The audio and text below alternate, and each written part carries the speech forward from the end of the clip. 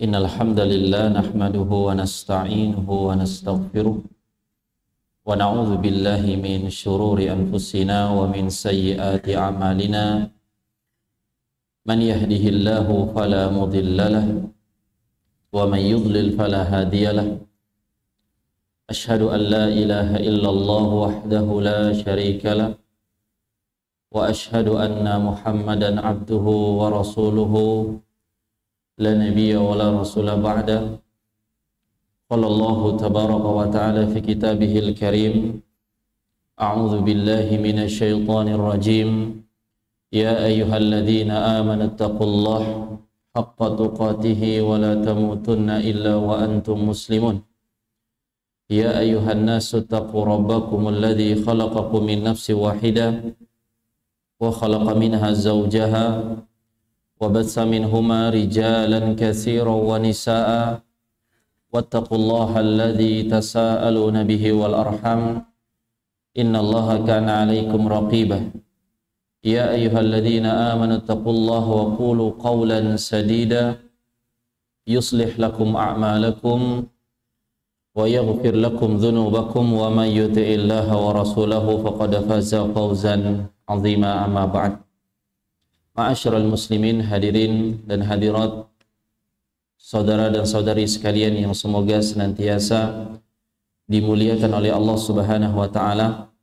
Alhamdulillah, puji dan syukur kita panjatkan kehadirat Rabbul Alamin atas segala karunia dan nikmat yang senantiasa Dia berikan kepada kita, dan nikmat-nikmat tersebut tidak akan pernah berhenti Allah berikan kepada kita selama hayat atau kehidupan itu masih dikandung badan kita. Selama jantung kita berdetak, paru-paru kita bernafas, maka semua di sana ada nikmat di antara nikmat-nikmat Allah Subhanahu wa taala.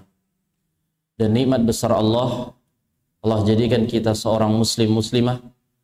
Allah jadikan kita bisa menegakkan ibadah wajib kepadanya, dan Allah mudahkan kita untuk duduk sebentar di sini yang tak kurang lebih 40 atau 45 menit hingga datangnya waktu kewajiban kita melaksanakan salat Isya secara berjamaah. Maka semua ini nikmat Allah jamaah rahimakumullah.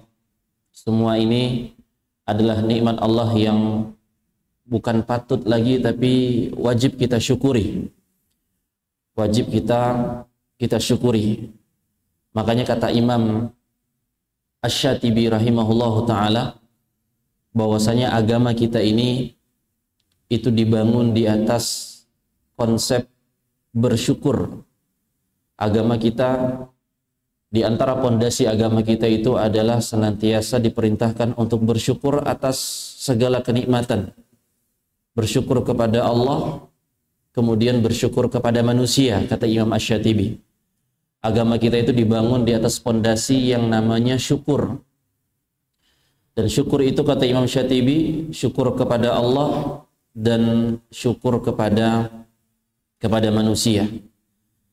Makanya agama kita ketika memiliki pondasi yang bernama rasa syukur, maka lawannya rasa syukur itu adalah rasa menuntut.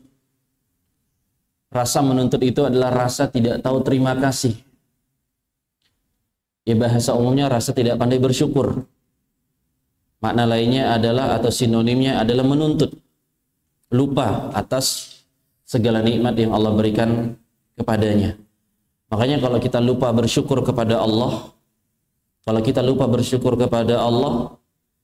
kita akan juga lupa bersyukur kepada pihak-pihak yang berjasa atau berbuat baik kepada kita. Maka kita tidak akan pandai bersyukur kepada pasangan kita, bersyukur kepada anak keturunan kita, bersyukur kepada saudara-saudari kita, teman, kerabat, sejawat, famili, semuanya, guru, murid, orang tua. Kita kalau tak pandai bersyukur kepada Allah, maka kita juga akan tak pandai bersyukur kepada sesama kita. Apa yang terjadi kalau kita tak pandai bersyukur kepada Allah? dan akibatnya adalah tak pandai juga bersyukur kepada sesama manusia, Allah tidak akan berkahi hidup kita. Hidup kita tidak akan berkah. Makanya Allah sampaikan dalam ayat yang sering kita dengar dalam surah Ibrahim ayat ke-7, wala in kafartum, kalau kalian kufur terhadap nikmat-nikmatku tersebut, kalian kufur terhadap nikmat-nikmatku tersebut, kata Allah, inna adabi lasyadid, sesungguhnya azabku sangat pedih. Jika kalian mengingkari nikmatku, kata Allah, maka sesungguhnya azabku sangat pedih. Ibrahim, surah Ibrahim ayat ke-7. Maka daripada itu jamaah rahimakumullah, marilah kita, dan senantiasa kita diingatkan oleh guru-guru kita berulang-ulang, mungkin bisa jadi rasanya bosan, untuk selalu bersyukur dan terus bersyukur kepada Allah Subhanahu wa taala. Dan Allah sampaikan di ayat sebelumnya, yaitu la in syakartum la azidannakum, sesungguhnya jika kalian bersyukur, pasti kami, kata Allah, akan menambah nikmat-nikmat tersebut kepada kalian. Maka semoga Allah menjadikan kita, Allah berikan kita taufiknya, berikan kepada kita kekuatan untuk jadi hamba yang pandai bersyukur. Kita bisa sholat maghrib berjamaah itu harus disyukuri. Kita bisa bermajelis ilmu itu harus disyukuri. Kita bisa kenal, mengesahkan Allah, mentauhidkan Allah, itu harus disyukuri. Maka banyak sekali bentuk syukur yang harus kita lakukan kepada Allah Subhanahu wa taala, begitu pula kepada sesama manusia. Hadirin dan hadirat rahimakumullah, maka bentuk syukur kita kepada Allah dimudahkan untuk belajar, dimudahkan untuk menuntut ilmu, dimudahkan untuk mengkaji ayat-ayat Allah dan hadis-hadis Nabi SAW. Maka jadilah orang yang belajar itu bukan hanya sekedar belajar. Datang ke majelis ilmu, datang ke majelis zikir, datang ke kajian itu bukan hanya sekedar datang, jemaah. Bukan hanya sekedar datang. Kita sudah bisa datang adalah sebuah kebaikan besar, sebuah anugerah dari Allah yang Nabi SAW berikan jaminan tentang orang-orang yang menuntut ilmu, datang ke majelis-majelis ilmu. Man salaka tariqan yaltamisu fihi ilman sahhalallahu bihi tariqan ilal jannah. Barang siapa yang menempuh, barang siapa yang berjalan di antara jalan-jalan menuntut ilmu agama, maka konsekuensinya, kata Nabi SAW, Allah akan mudahkan jalan dia menuju surga. Allah akan buatkan jalan pintas baginya menuju surga Allah Subhanahu wa taala. Maka para ulama ketika menjelaskan hadis ini, barang siapa yang berjalan, jadi berjalannya saja ke majelis ilmu itu, jadi pahalanya itu bisa double, jemaah. Kalau di tempat-tempat makan itu ada paket combo, nah kita datang sholat berjamaah ke masjid, sholat maghrib berjamaah, datang berjalan, itu ada keutamanya sendiri. Kalau tambah kita niatkan lagi datang sembari setelah sholat maghrib itu bermajelis ilmu, maka ini combo namanya. Ini double kebaikannya. Nah maka jaga niat kita, luruskan niat kita karena Allah Subhanahu wa taala. Jadikan duduknya kita di sini, belajarnya kita di sini bukan hanya sekedar menghabiskan waktu atau sekedar menyimak dan sekedar yang lainnya. Karena apa yang kita lakukan ini merupakan bagian besar dalam agama kita, keutamaan-keutamaan yang Allah Subhanahu wa taala jadikan ini warisannya para nabi dan rasul, warisannya para ulama, yang Nabi SAW bersabda, al-ulama'u warasatul anbiya. Para ulama itu adalah para pewaris nabi. Wa innal anbiya alam yuwarrithu dinaran wala dirhaman. Dan para nabi dan rasul itu tidak mewariskan dinar, tidak mewariskan dirham, walakin, tapi mereka mewariskan al-ilma, faman akhadahu akhadha bihadzin wafirin. Mereka mewariskan ilmu, barang siapa yang mengambilnya, sesungguhnya mereka sudah mengambil bagian yang sangat besar. Maka semoga Allah berikan kepada kita di majelis kita ini keberkahan, Allah berikan kita ilmu yang bermanfaat, dan Allah jadikan kita hamba-hambanya yang pandai bersyukur, amin ya rabbal alamin. Hadirin dan hadirat sekalian, jamaah yang semoga dimuliakan oleh Allah Subhanahu wa taala.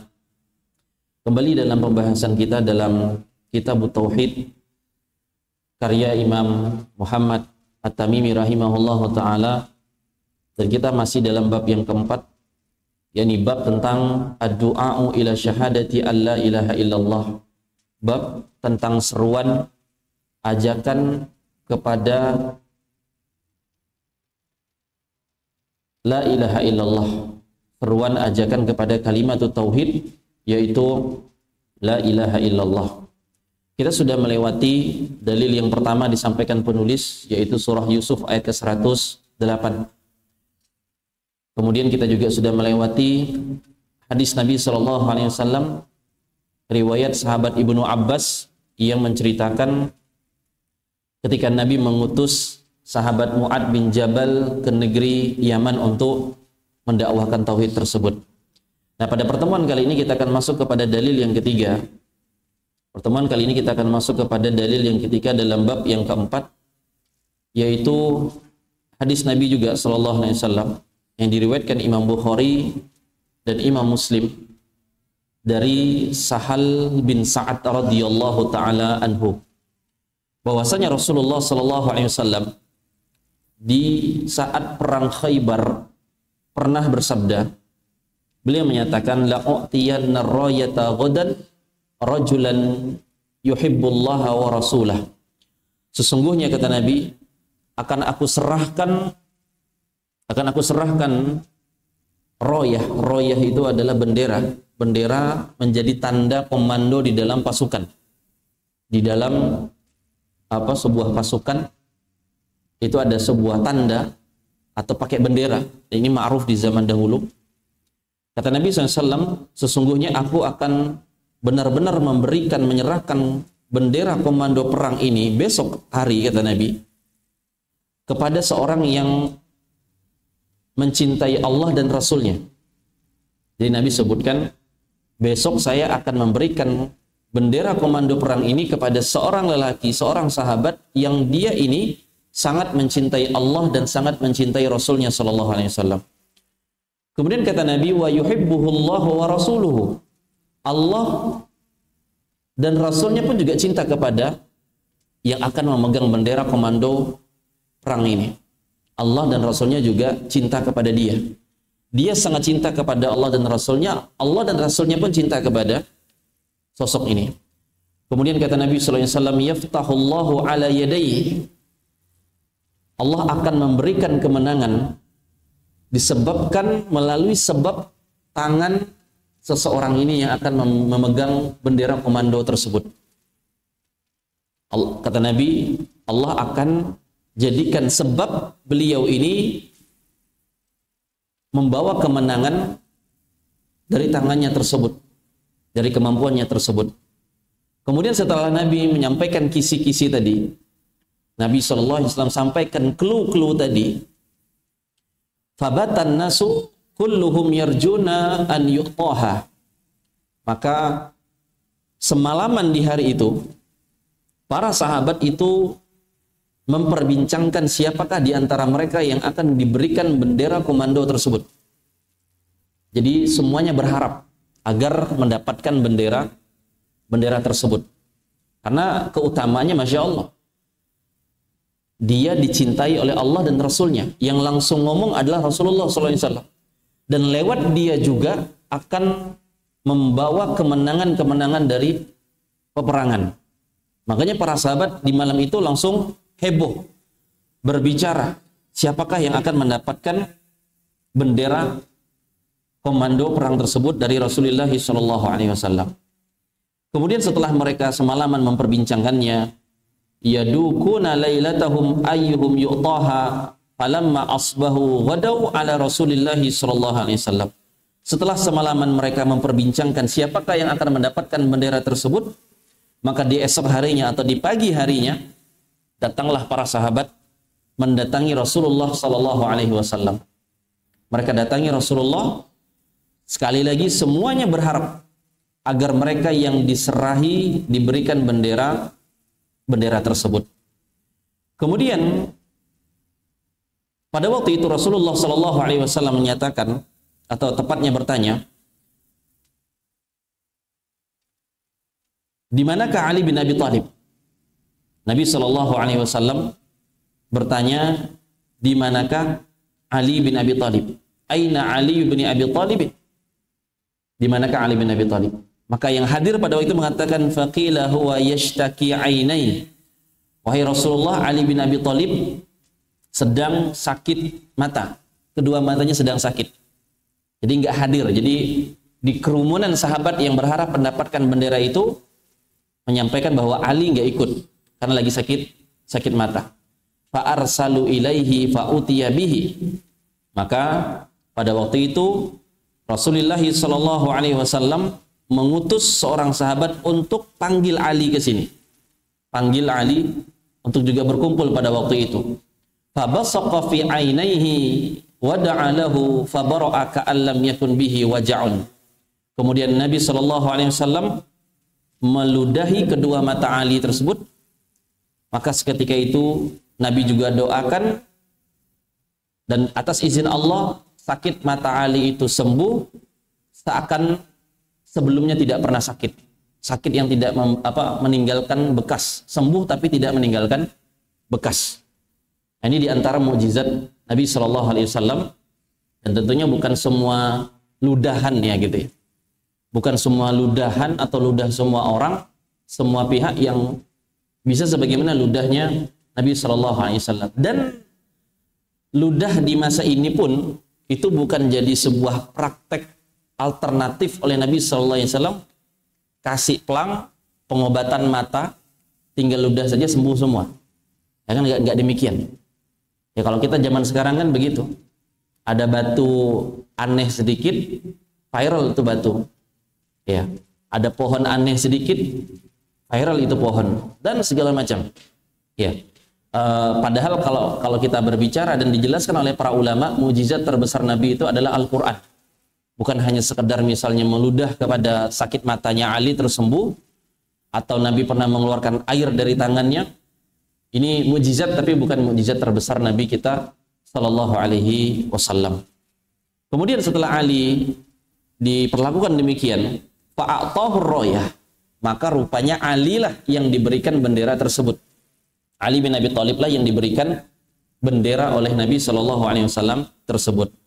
Faqala, kemudian Nabi Sallallahu Alaihi Wasallam bersabda kepada Ali bin Abi Thalib, unfud ala rislika hatta tanzila bisahatihim. Wahai Ali, berjalanlah engkau, melangkahlah engkau ke depan dengan ketenangan sampai engkau di daerah dakwahmu tersebut, sampai ke tempat tujuan mereka.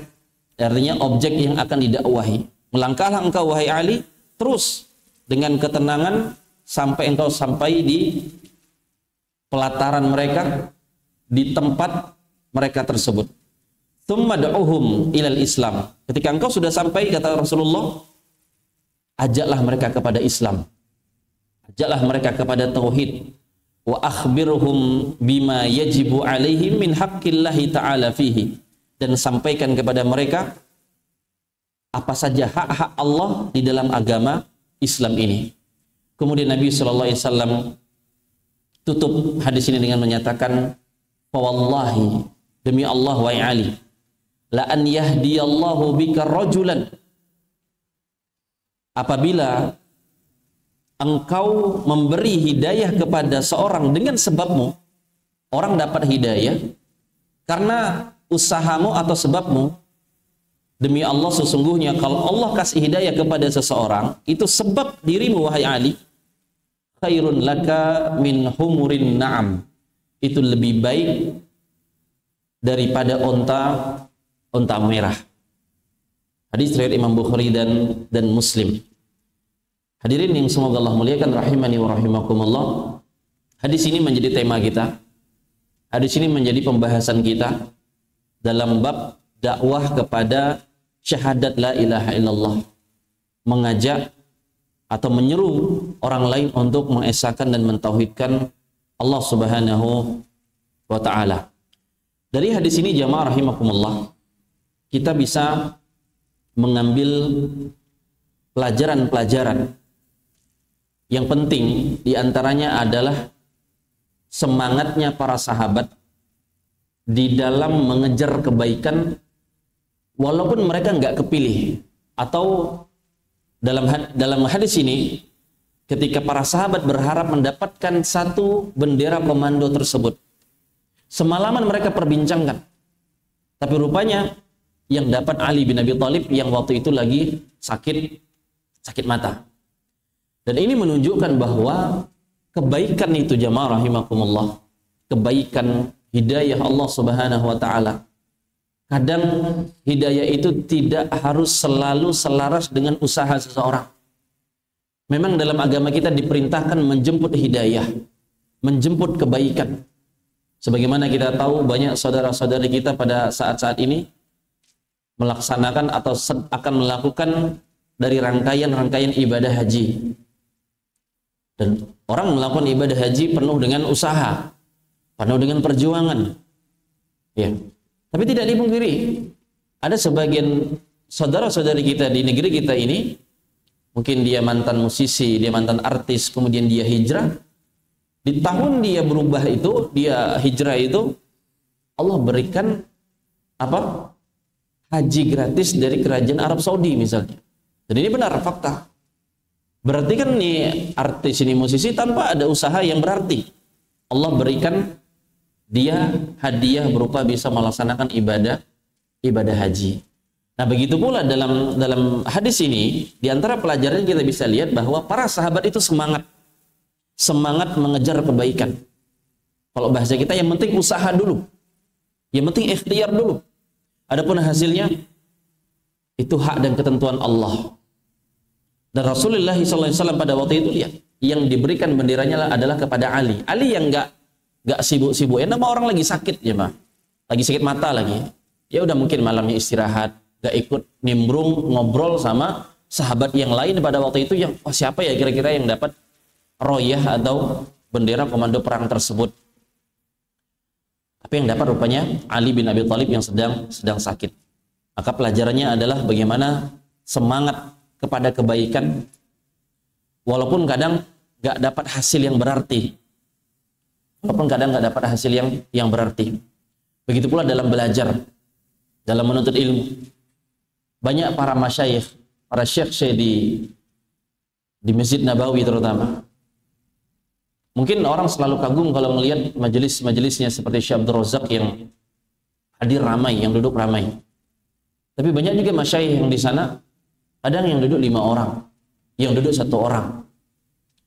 Nah, makanya ending dari hadis inilah yang menjadi motivasi para ulama kita di dalam mengajarkan, di dalam mendidik.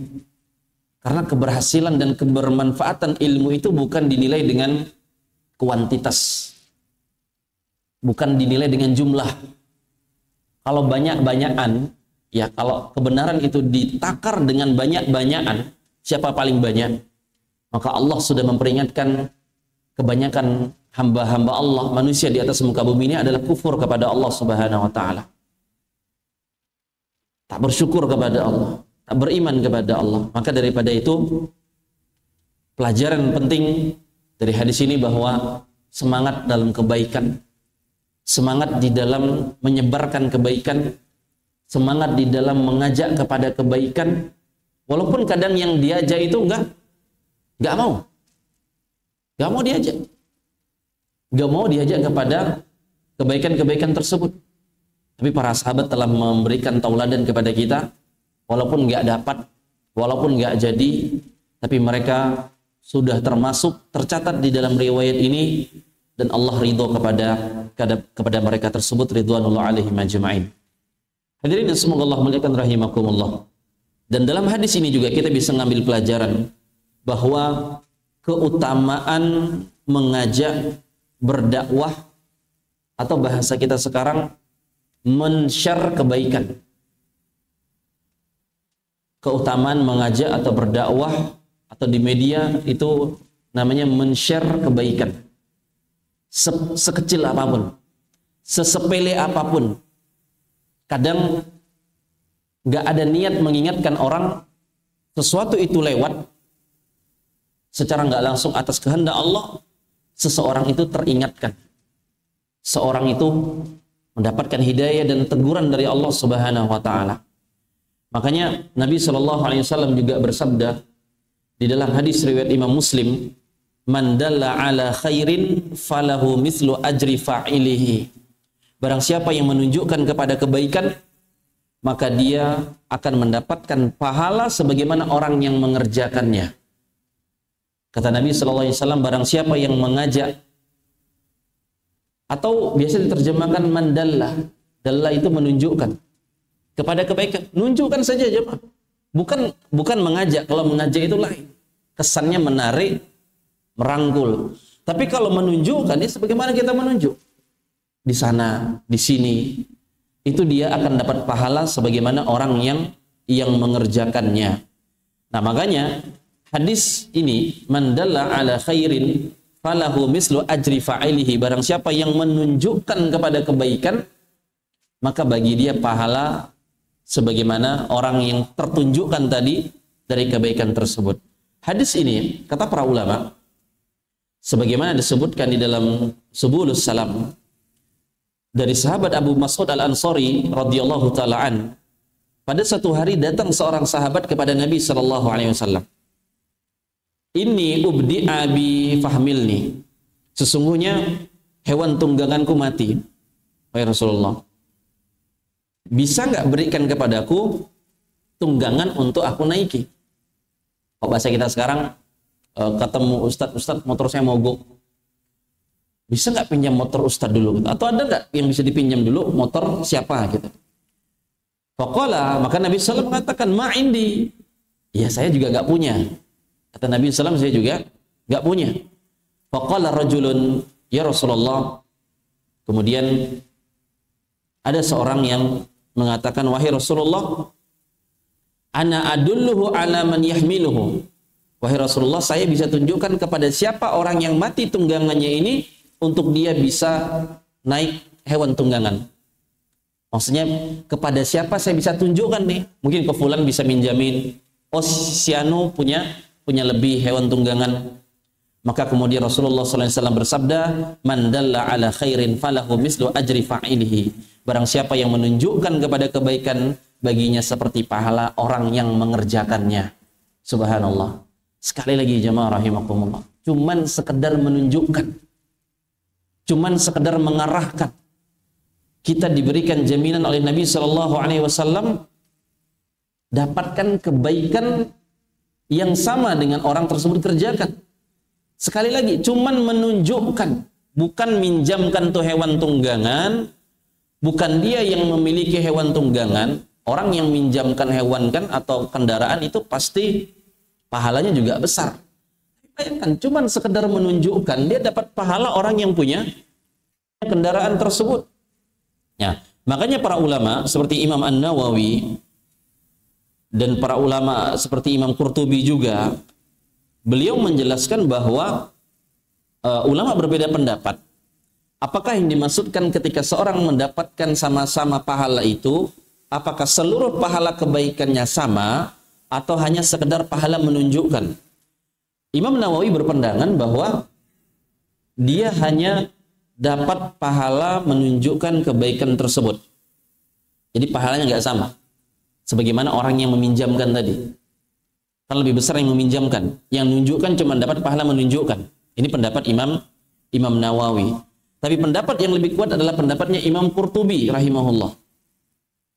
Imam Qurtubi yang menyampaikan bahwa Allah Subhanahu wa taala itu karunia-Nya luas. Pahala Allah itu tanpa batas.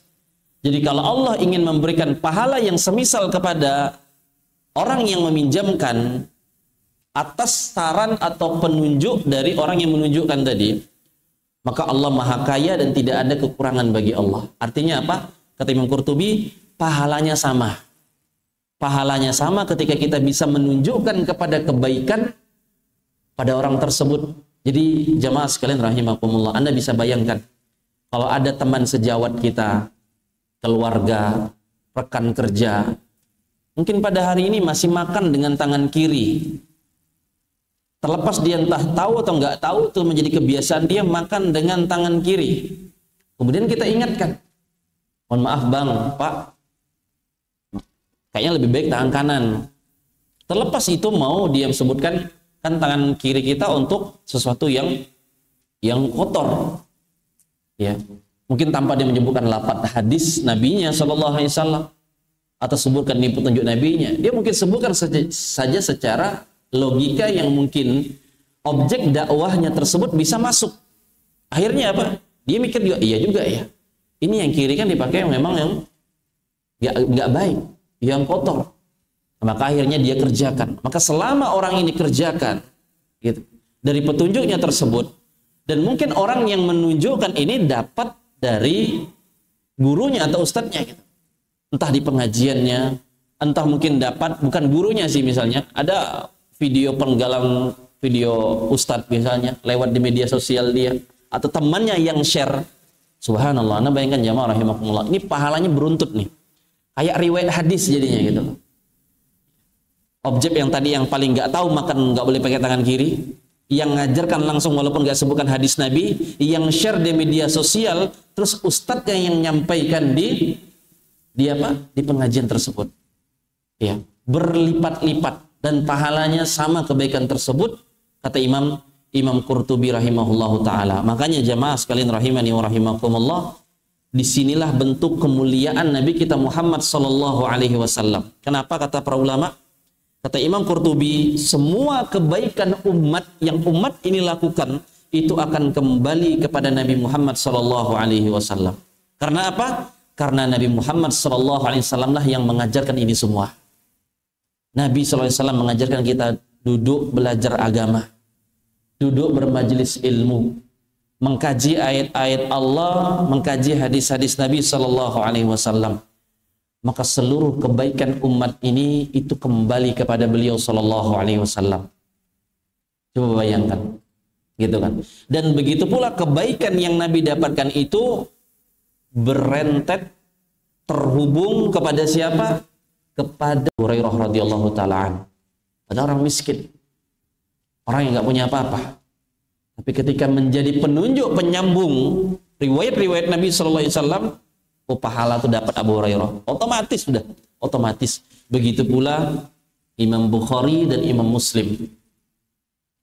Imam Bukhari, kalau yang pernah dengar kisah Imam Bukhari, beliau itu di masa tuanya, di umur 60 tahunnya harus diusir oleh pemerintah di zaman tersebut, sebabkan beliau dituduh macam-macam. Sampai beliau itu wafat di tepi jalan juga. Ya, menyedihkan. Tapi sekarang lihat kata para ulama, nama siapa yang harum? Apakah nama pemimpin-pemimpin pada waktu itu atau orang-orang yang memfitnah Imam Bukhari? Dah, Imam Bukhari namanya harum sampai hari ini. Sebagai periwayat atau kitab perujukan setelah Al-Qur'anul Karim, kitab Sahih Bukhari tersebut. Nah, hadirin semoga Allah muliakan rahimani wa rahimakumullah. Makanya pelajaran besar dalam hadis ini atau dalil yang ketiga dalam bab keempat ini adalah bagaimana kita menanamkan, memupuk, ingin menyebarkan kebaikan. Kemauan ingin menyebarkan kebaikan itu harus dibangun. Dan harus tertata, dilakukan dengan sebaik mungkin. Enggak semua ketika berdalil dengan menyebarkan kebaikan kemudian serampangan. Banyak sebagian pihak dengan dalil menyebarkan kebaikan tapi serampangan, tidak tertata, tidak hikmah, tidak bijaksana. Akhirnya yang terjadi adalah masalah. Dan disitulah sekali lagi pentingnya belajar. Belajar dari kesalahan itu nggak masalah jamaah. Tapi kalau orang udah salah terus nggak mau belajar, ini masalah. Kalau orang salah terus dia mau belajar, ini nggak masalah. Ya, bisa dipahami ya. Ada orang salah, dia mau belajar setelah itu, dia mau evaluasi, dia mau memperbaiki, ini nggak masalah, ini bagus. Para sahabat pun demikian. Ya, para sahabat itu siapa bilang nggak ada salah? Ya ada salah, ada kesalahan mereka, kekhilafan mereka. Tapi yang fatal adalah ketika udahlah salah tapi nggak mau belajar. Nah, ini yang bahaya. Nah, makanya ketika ingin menyeru, ingin mengajak, ingin menyebarkan kebaikan, maka semua juga harus dibangun di atas dasar ilmu. Harus dibangun di atas dasar yang namanya ilmu. Makanya ingat-ingat sekali lagi Nabi menyampaikan talabul ilmi faridatun ala kulli muslim. Menuntut ilmu, ingat di sini adalah ilmu agama. Banyak sebagian pihak itu salah memahami hadis ini. Hadis ini malah dipakai untuk mempromosikan ilmu duniawi mereka. Ilmu duniawi gak haram. Cuman hadis ini sekali lagi maknanya adalah kepada ilmu agama. Bukan misalnya fakultas teknik, fakultas MIPA, Visipol gitu loh. Promo fakultas mereka terus pakai hadis ini gitu loh. Ya ini nggak tepat maknanya antara maksud makna hadis tersebut dengan tujuan promo dari fakultas mereka tadi misalnya. Nah makanya pahami hadis tersebut dengan belajar, dengan lihat tuntunan para ulama yang muktabar, maka kita tidak akan keliru, tidak akan menyimpang. Hadirin yang semoga Allah muliakan rahimani wa rahimakumullah, maka mengajak kepada kebaikan, menghidupkan sunnah atau petunjuk Nabi Shallallahu Alaihi Wasallam yang mungkin sudah langka, sudah banyak hilang. Kita mungkin semangat mengerjakan 1, 2, 3 petunjuk-petunjuk Nabi Shallallahu Alaihi Wasallam. Keluar masuk masjid, pakai sandal, pakai pakaian, buka pakaian, masuk kamar mandi, keluar kamar mandi. Banyak sunnah-sunnah Nabi di sana. Naik kendaraan, turun kendaraan. Sampai ada buku ditulis oleh ulama tentang amalan sehari semalam, dari bangun tidur sampai tidur lagi, di sana semua banyak sunnah-sunnah Nabi Sallallahu Alaihi Wasallam. Nah tapi jamaah rahimakumullah, di antara sekian banyak sunnah-sunnah Nabi itu yang kita mungkin ajak orang lain untuk hidupkan, rupanya para ulama itu membahas lebih rinci lagi. Ada sunnah Nabi tapi banyak nggak diamalkan orang. Padahal sunnah ini derajat hadisnya itu mutawatir. Yang meriwayatkan hadis ini sampai 20 hingga 40 sahabat Nabi ridwanullah alaihim ajmain. Dan Nabi sangat menyukai sunnah ini. Apa dia? Ada yang tahu? Sunnah ini banyak gak kita amalkan. Tapi sunnah inilah yang sangat disukai Nabi SAW di antaranya. Dari sekian banyak petunjuk. Apa dia? Ada yang tahu? Hah? Bersiwak. Bersiwak, ya kan? Orang bersiwak itu langka aja mah. Memang siwak itu dalam bahasa Arab maknanya adalah menggosok atau mencondongkan. Makanya para ulama banyak menafsirkan, menjelaskan siwak itu juga bisa dimaksudkan menyikat gigi. Ya menyikat gigi memang, karena kalau siwak yang dimasukkan Nabi itu adalah yang disunahkan Nabi dengan kayu arok namanya. Hamzah, ro, alif, kaf. Arok bukan. Biasanya tulis latinnya arak gitu ya. Arak nanti artinya bahasa kita minuman keras. Tapi dalam bahasa Arab maksudnya kayu arok yang biasa dijual-jual di toko-toko ini oleh-oleh haji dan semisalnya. Kayu yang ma'ruf lah ya. Bukan sembarang kayu ya. Kayu jati atau kayu nangka, jangan, itu getahnya minta ampun. Tapi kayu arok namanya. Itu yang ditentukan Nabi. Tapi yang ulama jelaskan, kalau nggak dapat kayu arok, ya sikat gigi itu termasuk. Menyikat gigi itu termasuk. Nah ini sunnah Nabi, yang Nabi sunnahkan di banyak tempatnya mah. Dilakukan kapan? Dilakukan sebelum berwudu diantaranya. Dilakukan sebelum sholat. Sholat apa aja, wajib ataupun sunnah. Dilakukan sebelum masuk ke rumah kita atau tempat tinggal kita. Sebelum tidur. Makanya sampai-sampai apa? Kalau kita tahu cerita Nabi sebelum wafat, apa di antara yang beliau lakukan? Sebelum detik-detik wafatnya Nabi Muhammad SAW, beliau melihat ada sahabat di sakunya itu ada sebatang siwak. Nabi melirik, kemudian Aisyah yang memangku Nabi pada waktu itu tahu kalau suaminya pengen bersiwak nih. Bayangkan, sebelum meninggal dunia sempat dia bersiwak. Saking senangnya beliau dengan bersiwak tersebut. Nah kalau kita kan, oh kita cukuplah Ustadz sehari 2 kali bangun tidur sama sebelum tidur katanya. Iya sih, secara medis memang demikian. Tapi kalau kita ingin menghidupkan dan mengajak kepada sunnah Nabi SAW yang satu ini, dan kata para ulama sunnah ini banyak dilupakan dan seakan secara nggak langsung itu diremehkan oleh kaum muslimin. Karena banyak yang tidak mengamalkannya. Makanya Nabi mengatakan laula an asyqa ala ummati, sekiranya ini tidak memberatkan umatku, karena memang berat jemaah rahimakumullah. Kalau untuk setiap sholat gosok, ya. Tapi itu tadi bukan gosok gigi ya, lagi masukkan, tapi pakai kayu arok tadi. Karena kalau gosok gigi ribet juga, bawa odol, lepas lagi dan seterusnya. Walaupun kayu arok itu memang bukan bentuknya kayak pasta gigi hingga memberikan dampak atau efek busa yang lebih.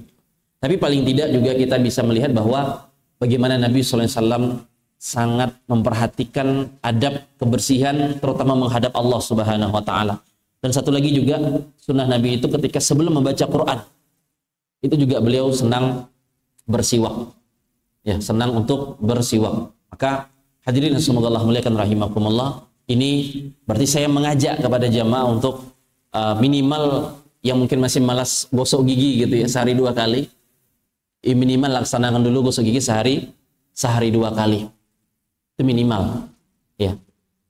Kalau udah bisa tambah lagi, pengen menghidupkan sunnah Nabi dengan kayu arok tadi, dan simpel jamaah rahimakumullah. Kalau kita lihat para masyayikh seperti beberapa imam di Masjid Nabawi, itu kalau bersiwak simpel, keluarkan dari saku, gosok-gosok dikit-dikit, bukan seperti kita gosok gigi harus sampai dalam-dalam, putar berapa kali segala macam, enggak.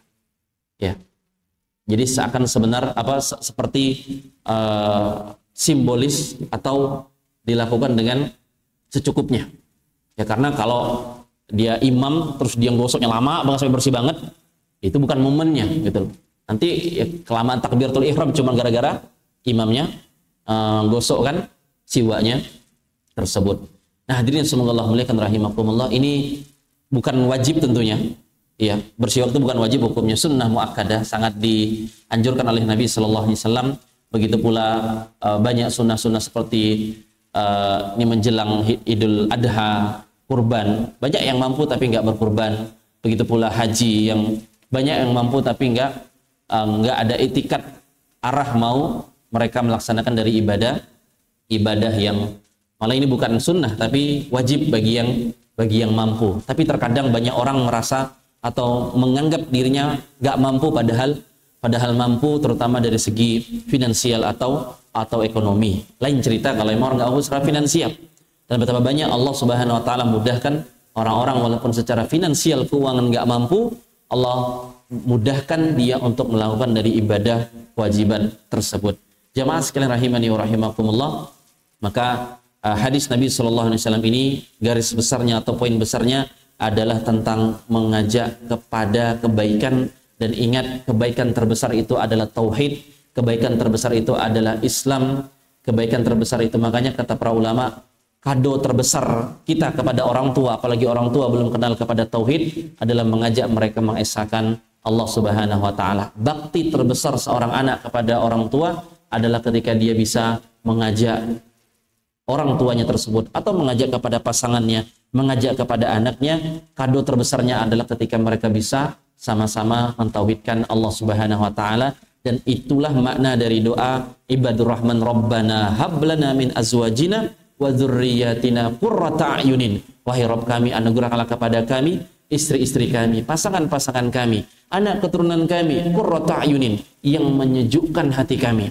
Yang menyejukkan hati itu bukan karena parasnya atau tampannya, cantiknya atau imutnya, tapi karena mereka mengesahkan Allah, tunduk taat beribadah kepada Allah. Itulah penjelasan para ulama tafsir dalam doa atau ayat tersebut. Jamaah sekalian rahimani wa rahimakumullah, ini yang bisa disampaikan, semoga bermanfaat dan kurang lebihnya mohon maaf. Kita cukupkan dengan doa kafaratul majlis. Subhanakallahumma wa bihamdika asyhadu an la ilaha illa anta astaghfiruka wa atubu ilaik. Wassalamualaikum warahmatullahi wabarakatuh.